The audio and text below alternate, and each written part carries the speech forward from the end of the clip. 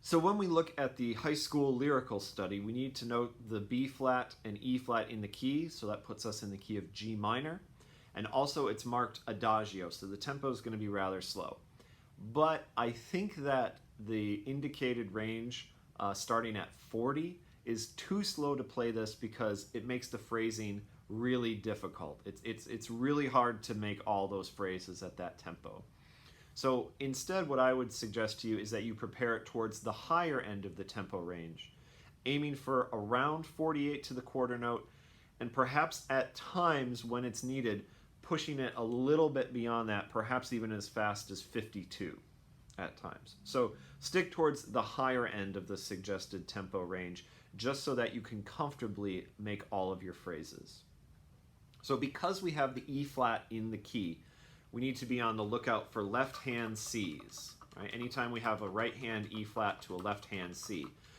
So for instance, in measure 12 on the second and third 16th note of beat 2, in measure 16 between the last note of beat 1 and the quarter note on beat 2, we want to make sure that we're prepared for those left hand C's so we don't have any funny slides happening here in our right pinky. Don't let those intervals be surprising to you. All right, make sure that you're prepared for them. I would mark them in my music, a little L over that C to tell me that I need a left-hand C if I'm going to or coming directly from an E flat.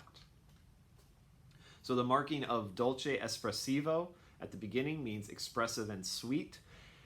It gives us a little license to take some risks here and there and show off what we can do musically. So just like I was talking about, there are times when perhaps we can push the tempo a little bit faster or pull it back a little bit slower. It gives us nice license to be able to do that.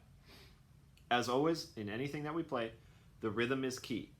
So make sure that you're subdividing on rests and ties, as in measure 3, so you don't move too early in the bar. If you quickly look at measure 17, measure 20, measure 21, do not simply play these runs as fast as you can and try to get through them. They have to occur in disciplined time. So what I mean by that is you need to feel the 8th note subdivision as you go through here and understand how these, for lack of a better word, fast rhythms relate to that pulse. Understand that if you're in the mindset of an 8th note pulse, 3 of those triplet 16ths that you see in measure 20 will fit inside of 1/8 note. And if you look at measure 17, 4 32nds fit inside of the 8th note. So I would make sure as you go through here that the ands of your beats, the subdivisions of your beats, are lining up. Not just the downbeats, but also the first subdivision, the 8th notes. I think it'd be nice to add a little crescendo as you go through measure 20, even though it's marked piano, and the first bit of measure 21. So really, those sort of triplets, those 16th note triplets that we see sort of cascading down and then up, should really sort of swell up to the D on beat 2 of measure 21. And then as we head towards the final B flat of the excerpt, we can have a nice decay with the dynamic. So overall, there's really a lot to explore in terms of the shades of your sound, the dynamic contrasts, so your ability to push and pull tempo and explore rubato as needed. All of this is going to contribute to your ability to package this as a lyrical study that demonstrates your musicianship.